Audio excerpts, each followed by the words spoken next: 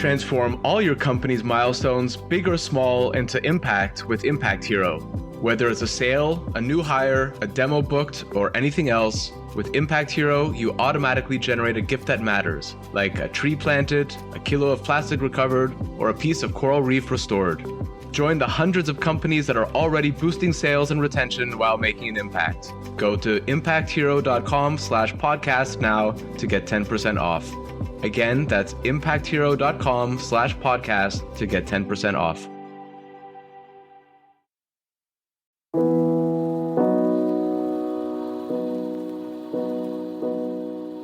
Welcome to another Climate Tech podcast, interviews with the people trying to save us from ourselves. Yossi Quint is founder and CEO of Biotech, a company that's, as he puts it, helping breakthroughs break through. ARC's focus today is on computational bioprocessing in the cultivated meat industry, but their technology looks like it can reach well beyond that. I reached Yossi in Cambridge, as in Harvard, not Cambridge as in Cambridge.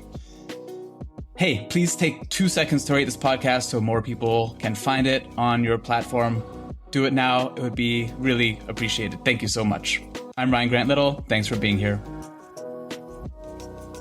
Yossi, welcome to the podcast. Thank you. It's great to be here. You are the founder of Biotech, where one of your catchphrases is that you help breakthroughs break through. And I love that. What does it mean concretely? There's so much incredible science that's happening in labs all over the world. Like every day, scientists are having breakthroughs, are creating things that can revolutionize and change the world for the better. And yet so little of this science goes from the lab into consumers' hands, directly or indirectly. Unfortunately, most of it starts in the lab and stops in the lab. And one of those reasons is that scaling up, making more of the product and making it cheaper is really hard to do. And specifically, it's really hard to do bioprocess. And so I started ARC to help these companies that have done incredible innovation get from that moment of innovation and some of that incredible work that's done in the lab into the marketplace faster through creating better bioprocess tools. And your background, I mean, you're a relatively recent grad, class of 2017 from Princeton. When I looked at your academic degree, I mean, this was after I watched some like YouTube stuff with you, read some of your interviews, and I was like, this guy's for sure a scientist himself. But you've got a bachelor's of arts, which I was super surprised to see. And I'm curious, what did you study and how did it lead you to where you are today? And so that's kind of like a leading question, actually, to ask you, what brought you up? I mean, what was the inspiration to build ARC? And then I'm going to ask you some more questions about kind of the product and stuff like that itself. So when I was in college, I chose to go to Princeton because I really wanted to study math. And Princeton has this eminent math department. But when I got there, I had just taken a gap year and I was in Jerusalem surrounded by religious conflict. And I got really intrigued by the role that religion plays in some of these biggest geopolitical issues or just massive change in the way it impacts people. And so my first semester, I took a religion course. And I really loved it. And I ended up studying religion. I also took a lot of other courses like computer science, operations research, and financial engineering. And I was part of Princeton's first ever entrepreneurship minor. And in that entrepreneurship minor, I focused on alternative proteins. And I did my capstone work and a lot of projects related to the alternative protein space, including I wrote a paper where I interviewed Pat Brown, the founder of Impossible Foods, and I actually got my worst grade in all of college on that paper. The professor thought that Impossible Foods was Frankenfood, it would never take off, no consumer would ever want to touch it. Pat actually asked me if I could send him a copy of the paper, and I was so embarrassed by my professor's comments that I never sent it to him. I'm sure he's read worse. Yes. I think he's been a lightning rod for a lot of comments like that. But I had the opportunity to understand the role that entrepreneurship can play in shaping really important industries. I took a small detour after college that I went to become a quant researcher at a quant hedge fund where I did modeling, and I saw the power of algorithms and data-driven decision making in enabling and empowering people to not just make a good decision, but to make an optimal decision at incredible speed. And I still had this itch to do something that was more related to alternative proteins, more related to creating positive change in the world. And so went to become a consultant at McKinsey, where I had the opportunity to work with a number of alternative protein companies and had the opportunity to lead a project that was related to biomanufacturing. And during that work, I was really wowed by the incredible science that was being done, by the incredible impact that the startup was having or could have on the world. But when it came to scaling up their process from getting from something that worked really beautifully in the lab to something that could touch consumers and drive global impact, there was this real chasm of bioprocessing. And at least for this company, it was about how do I actually scale up my process in a cost-effective way to a size that was large enough to make a difference. And I was really intrigued by this problem and thought that this is the most impactful thing I could possibly do with my life. If I could enable more incredible scientific innovations, whether that's cultivated meat, other more pure play climate tech things, or even medicines that could change people and improve people's lives. If I could enable this technology to get into consumers' hands, that's probably the most impactful thing I could possibly do with my life. And so I quit my job. And as you mentioned, I don't have a scientific background, but I knew I needed to have an incredible scientific co-founder. And so I spent 6 months really searching the world for the right person. I spoke with over 40 different scientific leaders, literally across the world, maybe 5 different continents. And I had the real opportunity to meet ARC's CTO, Zhang Kuang, who is probably one of 20 people in the entire world who has really led an industrial cell culture operation and is also just an Edisonian genius and creative thinker who just every day comes up with brilliant new ideas of how can we actually create bioprocess tools to help these innovations reach the masses. How do you run a process like that, looking for a co-founder? I mean, it's got to be some combination of structure and serendipity. What does it look like? Yeah, it was a lot of cold outreach messages. I started by going to my network, which is always a good first step. But the role I was looking for was super niche. And yeah, even though I had a good network, I was not finding the quality and relevance that I was looking for. I ended up actually hiring a technical recruiter, paid out of my own pocket. And that person also had no success. And eventually it was just me sending out hundreds of cold emails, LinkedIn messages, going to some conferences. And in the end, it was a cold LinkedIn message that attracted Zhang. Wow, that's incredible. So that's the serendipity bit there, I guess. Why don't you talk a little bit more about what ARC does? I mean, it's like largely working with modeling for cultivated meat, but why don't you fill us in and also a bit about kind of what the actual products and services that you have? Yeah. At the core, we're creating computational bioprocess tools to help companies, again, get from whatever scale they are to their desired scale at a better outcome faster. And we do this through 2 product lines. The first one is hardware, bioreactors, which are the vessels that cell culture is grown in. And the second one is software to help scientists make better data-driven decisions. On the bioreactor side, we've developed a few really novel technologies, both to change how bioreactors are mixed, to change the control strategy, to change how data is generated and saved.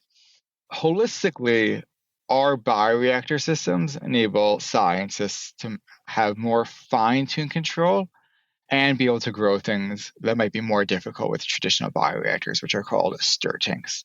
Stir tanks are like a blender. And if you've ever used a blender, you know that they're really loud and the impeller, the blending mechanism goes really, really fast as you get to bigger speeds, as you need more power into the system to create more mixing. And this is a problem both when you get to really large scale. So if you want to produce a tremendous amount of cultivated meat or some other bio product, but it's also a problem for cell lines that are very shear sensitive. And so some cells, even at small scales, don't like the mechanical shear from the impeller. And so we've created an alternative mixing mechanism that uses gases to create a much more gentle mixing mechanism.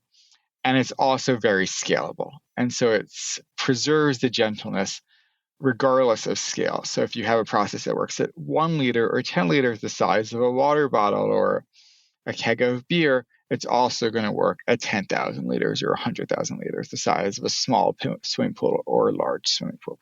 Yeah. So, I mean, you're pretty opinionated about bioreactor design. And I noted that you're not a fan of stirred tanks. And funnily enough, I mean, I've got a story about that as well, because about 12 years ago, I lost a lot of money with a pressure vessel that was using a stirred tank. And I remember thinking, I don't know anything about this stuff from the technological perspective, but I looked at it, I'm like, isn't that propeller too small for the size of that tank? And, hydro or fluid engineers and stuff were looking at me like, what do you know about that? And €1 million later, that was indeed the case. And so the scalability of this, exactly, right? I mean, like with a blender, if you imagine that, you can't just multiply a blender by 1,000 and hope that it's going to perform in the same way. So I'm with you that gases are probably a smart way to kind of do that kind of mixing. So that's the kind of physical side of things as well. And let's stick on that for a moment, because there's some interesting things you've said about this as well, that like on the one hand, it's really important to be able, from the industry perspective, to scale up, and that it's not going to work with incremental changes. We need like massive step changes in this industry. And I think the quote that you had was that the biggest bioreactor in the world, which was it from Samsung, if I remember correctly, in South Korea? Yeah. Could produce less meat in a year in cultivated meat than Tyson Foods, which is one of the major slaughter companies, could produce in a day. So, I mean, that's really interesting from that perspective. But on the flip side, you've also said that units as small as 2,000 liters can lead to profitability. So it's like some of this is mixing the technical and some of it is the kind of market side of things. But I'm curious kind of what you think the dynamics are at play here. You've mentioned before scale automation, robust media supply chain. What are just kind of some of your thoughts on what needs to happen, maybe from a technology perspective, for cultivated meat in particular, because that's a pretty key part of your business to succeed? Yeah. So cultivated meat, there's not a single solution or there's no single bullet. For cultivated meat to succeed, or maybe to take a step back, the single biggest barrier today for cultivating meat is not unit economics. It's not taste. It's regulatory approval. And so a lot of incredible technological progress has been made. A lot of incredible supply chain progress has been made.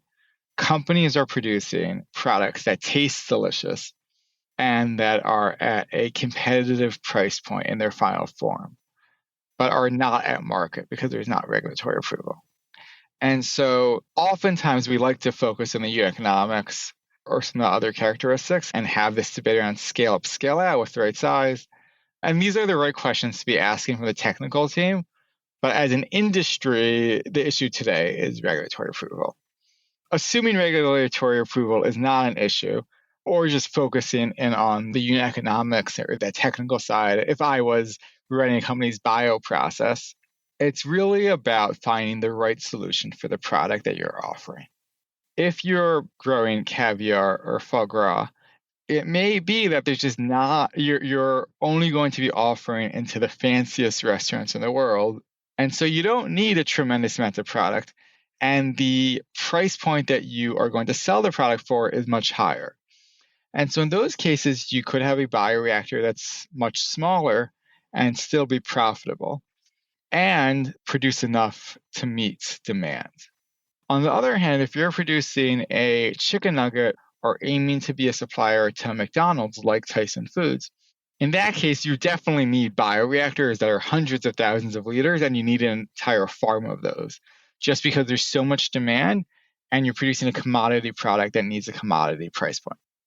To achieve that commodity price point, or to just be have the lowest cogs possible, either to maximize profitability or to meet market pricing, then it's really about bringing together the optimal bioprocess and a really robust supply chain with cell lines that can support high densities. And so when we think about cultivated meats pricing, or at least on the cost side of the equation, as you mentioned, there are really three things. It's the cell line, the media, and the bioprocess, which is the recipe and the thing that the cell is growing. When it comes to the cell line, you're really playing with a few parameters, or there's a few knobs. The first knob is, how does this thing grow? Does it need to grow on something? Isn't it an adherent cell line? Or can it grow in suspension? Is it a single cell suspension, maybe an aggregate cell line? If it is single cell or aggregate, it's often an easier and cheaper process. The second knob is, what media does this cell line need to experience growth and to experience higher growth? Some cell lines just require more media components that are expensive than other cell lines. And so if you're able to develop a cell line that inherently requires cheaper or fewer media inputs, that's another way to save costs. And the third lever is just, how much can this cell grow? At what density does it peak? On the media supply chain, there's a few knobs. One knob is, how can I use the least amount of this ingredient to get the same efficacy? Because it might just be that you're overfeeding the cells. So one is, how do I right feed the cells? Then there's, how can I get a cheaper version of this ingredient, either by sourcing or by finding a one-to-one replacement that does the same thing? Assuming you got the cell line and the media right, then it's, what is the recipe to feed the cell lines, to control the temperature, control the agitation rate, the power that the cells experience, the oxygenation, all the things that people need, in the right format, in the right vessel, get optimal performance. And that's where we come in. And our software helps optimize that bioprocess, and our hardware helps support peak performance. Let's get into the software side of things a little bit more as well. So, I mean, AI is powering lots of things right now, but I've seen it firsthand, how it's specifically with cell lines and how it's done the work that, could take years and years much faster. So these kinds of things where it's like a huge data set, lots of combinations, lots of computational power required, but a pretty kind of rote process, right? We're not asking it to mimic Shakespeare or something like that. So, what are you doing on the software side? Are you building your own kind of large language model for this, or how is that working? So our software offering, which we call our Bioprocess Copilot, is a high fidelity virtual bioreactor. And so we're aiming to move much of the experimentation that's being done today in the lab or in factories onto the cloud, which enables people to run experiments instead of in days or weeks, in seconds. And instead of having to wait and be constrained by the equipment you have or the people you have, you can run 1,000 experiments all before you would have even set up your first experiment in the lab. And so it's radically faster, radically expands the operating space, and enables scientists to run 1,000x or 10,000x number of experiments at a fraction of the cost. You mentioned AI, and we certainly are very much exploring the latest in AI to bring in the best feature set. But one of the challenges of bioprocess is that it's really small data, and the data quality is usually really, really poor. And so, while AI has been used really effectively on the cell line side or even on the media side, it has not been used effectively on the bioprocess side, just given the limitations in data. And so the approach that we use primarily is called mechanistic modeling. And that's about figuring out the set of physics, chemistry, biology equations that represent what's happening in the physical world. And through writing the code for what's going on physically in a virtual environment, we're able to mimic the process in a really high fidelity way. There are a couple of comments that you've made. Also, one in January at Tufts University at the Cellular Ag Innovation Day, Cultivated is a lot further ahead than people think, which I'd love to hear. That's 7 months ago, so that's light years in this industry. And I would be interested, just as a kind of a theoretical exercise, as someone, most of the time when I talk to people who are in cultivated meat, they're representing one specific approach and one specific product. And of course, therefore, they're championing that one. But as someone who's kind of sitting above it all and kind of looking at this and kind of running the different scenarios, and I ask this totally selfishly because for listeners of the podcast, they'll know that my whole goal for being involved as an investor in alternative proteins is that one day I want to eat a chicken wing again, like a real chicken wing with really spicy sauce on it. And I'm going to take a week off and just get sweatpants 2 sizes too big, turn my phone off. And that's going to be my best vacation ever, eating a chicken wing for the first time in it would be 18 years if it was today. But if you were to centrally plan the whole cultivated meat industry, how would you roll it out? You mentioned caviar, foie gras, kind of these lower volume, higher price things. Would you start there? And this is just you as an entrepreneur, if you were to choose, would you start there or would you be making those nuggets like Tyson? That's a great question. I think there are a lot of different routes and that are all really high impact. Certainly from a unit economics perspective, it's easy to be profitable with something that is high end, either that is the same thing cellularly as some of these high-end goods just produced in a more humane environmental fashion, or even a new food category. Like there's a company, Biofoods in Australia, that are producing a product that they often talk about being akin to Cheerios. It's just a new thing. It is animal cells, but it is not something that we could bucket into a category. And those are all great approaches because those could be helpful from consumer acceptance perspective. That could be helpful from a price point perspective. And then the other part of me says, if you're going to do it, you got to go big and go after the absolutely biggest buckets today. And that's chicken from a animal perspective, or fish from an animal perspective, or beef from an environmental perspective.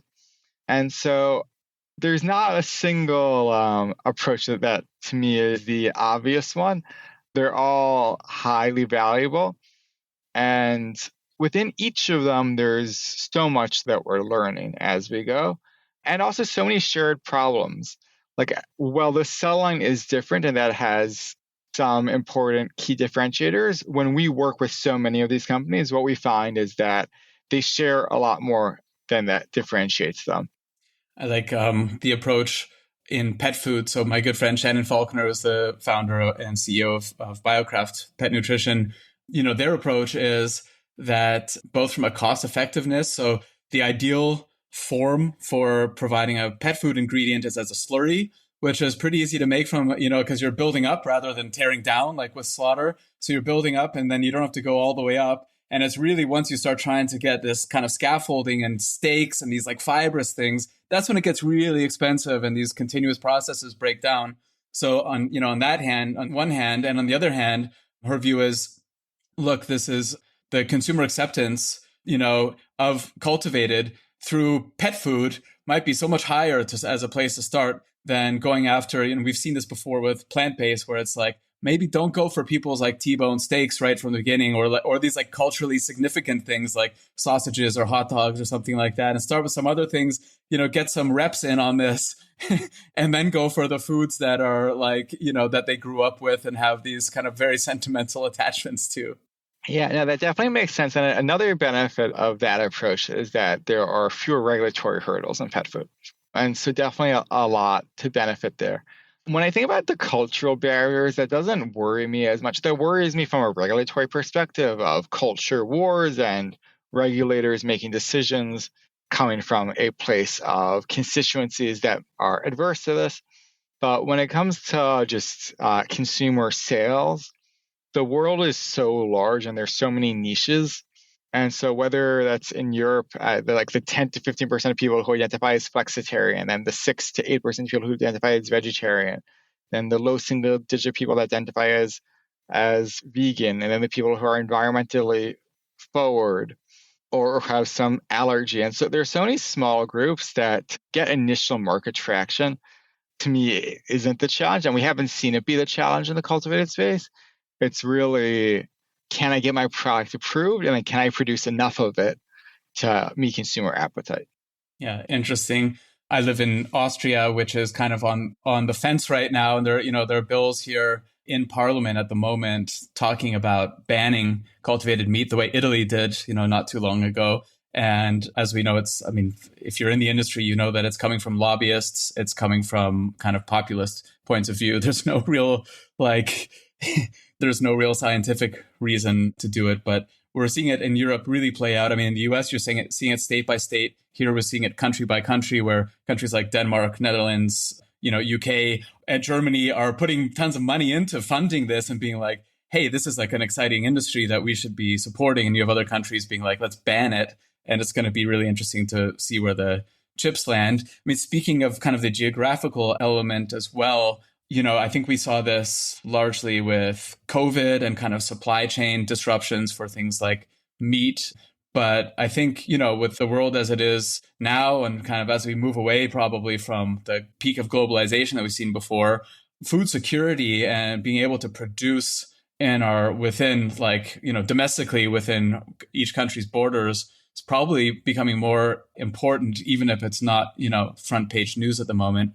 You said before that the forthcoming chip war will be in biology. And from a US perspective, it's imperative that the US government ensures that these pioneering breakthroughs occur within our borders, securing our national security, bolstering our economy, and safeguarding our planet.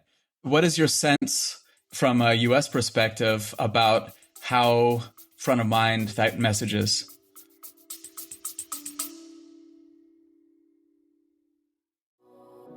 I work with a lot of companies who plan to open up shop in or expand across Europe.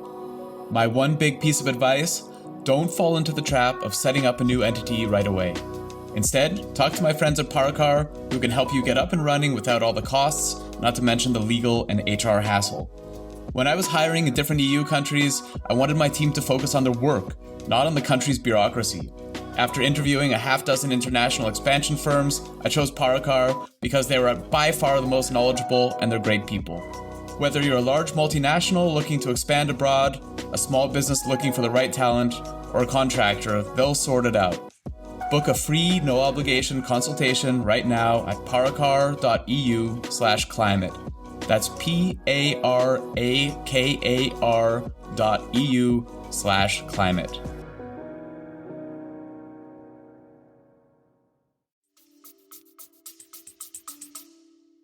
First of all, there's just we're at this pivotal moment in history where what our generation decides can forever impact where bioproduced goods are.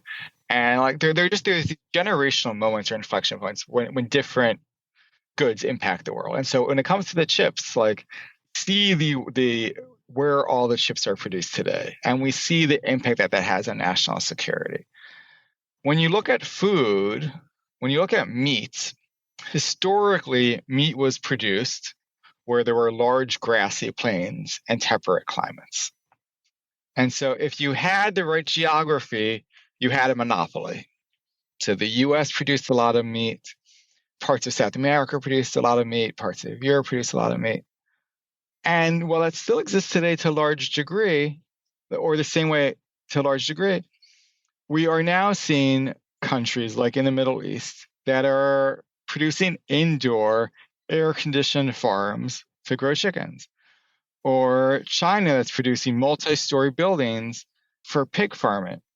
And so today still, when it comes to beef is still very much tied to climate and to geography. But when it comes to other things like aquaculture, like fish can now be grown almost anywhere. And we're starting to see decentralization of fish production. And with this is a lot of dollars and national security. Access to food and access to supply chains is critical. And COVID was a daily reminder for most of us of going to supermarkets and not being able to access things. But this access to goods plays out across all levels, from food to chips to medicine. And sometimes it has the opportunity to impact hundreds of thousands or millions of jobs and security. And so what the bioeconomy, and cultivated meat being a key part of this bioeconomy, offers is a new chapter of decentralization, where the focus areas or the epicenter of production will not be because of geography or because of some historical precedent, but will be where people are willing to invest money and putting steel in the ground and building up Industry 4.0 manufacturing around it while ensuring a regulatory environment that is friendly. And countries like the US or countries within the European Union have a decision to make. Do I want the future jobs, the future of national security to be on my borders, within my borders? Do I want my economy to be boosted by this bioeconomy? Or am I going to be fearful of something or be beholden to a small, loud faction of people who are going to have these jobs be shipped overseas, forcing us to be net importers at best, or at worst in a position where some of the most important goods produced in the entire world are not accessible to us.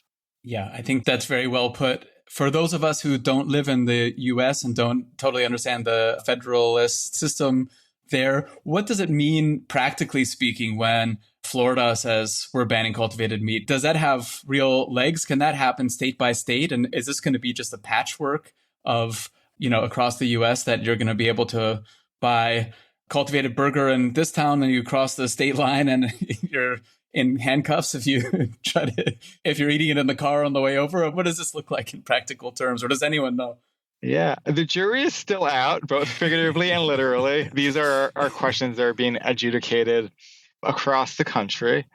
Yeah, so to be seen what this means, but at a minimum, it means that there are states where it's a really adverse environment for R&D, where companies are choosing not to locate, where government bodies are not giving grants, where universities are not doing research, and where new industries are being put on hold. And so while it is certainly disappointing for us that are in this space work, doing avant-garde work, it's also a real loss for these states who are losing jobs to places that are more welcoming and more innovation focused. Looking at your background and at some of the team, it feels like there's a thread also, beyond the entrepreneurship side, but also kind of maybe on the activist side or like an animal rights side of things. Did you ever consider becoming an activist? When I was younger, I really wanted to. I was always very focused on doing the thing that would be most impactful with my life. I truly believe you only live once, and that we each have only a few shots at really creating a world that we're proud of and leaving the world a better place than we found it. And so for me, activism was certainly on the table. And one of the things that changed my vantage point was a social entrepreneurship class that I took in college with a professor, John Danner. And the course is called Social Entrepreneurship. And every class, the professor highlighted a company that was creating tremendous positive impact through entrepreneurship, through bringing new products to market. And when I think about the skill sets that I have and the opportunities that I have, at least for me, I truly believe that helping more companies get their innovations to market has the opportunity to create much larger change than anything else that I could do. Okay, so it was really an efficiency kind of consideration. I mean, that's maybe not surprising. That's an efficient way to put it, yes. Yeah. You ran it through the old noggin, and that's what came out in terms of impact. For listeners who would like to somehow help out with ARC's mission, what's the best way for them to get in touch with you, and what could they do? So definitely feel free to send me a message on LinkedIn. You could email me or send a message through our website, arc-biotech.com. We are always on the lookout for incredible talent. Right now, we're hiring a quantitative software engineer, a modeler. We're continuously hiring other types of scientists, mechanical engineers, automation engineers, commercial leaders.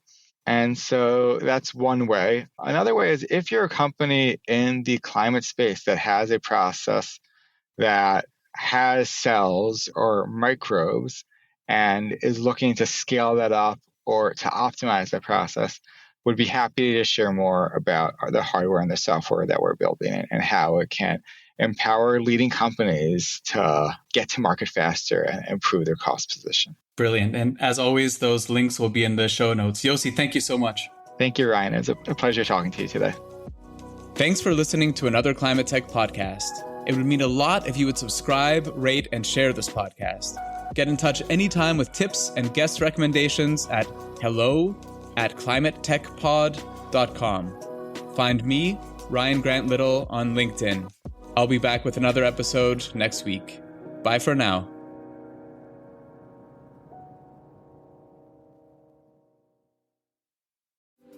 This episode is supported by Grizzle, B2B content to create and capture demand.